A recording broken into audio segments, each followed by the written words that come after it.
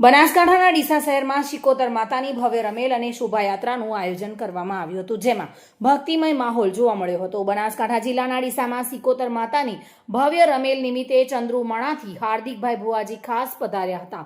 આ પ્રસંગે Padmavati સોસાયટીથી Shubham party plot સુધી ભવ્ય વરઘોડો અને શોભાયાત્રાનું આયોજન કરાયું હતું। શોભાયાત્રામાં કલાકાર રાજર કાપરાએ માતાજીના ભજન ગાઈને ભક્તિમય માહોલ સર્જ્યો હતો।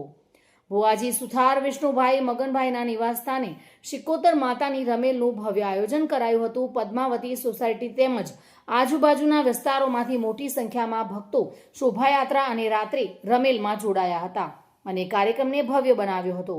ડીસામાં શિકોતર માતાની રમેલમાં ભક્તિ અને ઉત્સાહનો અનોખો માહોલ જોવા મળ્યો હતો।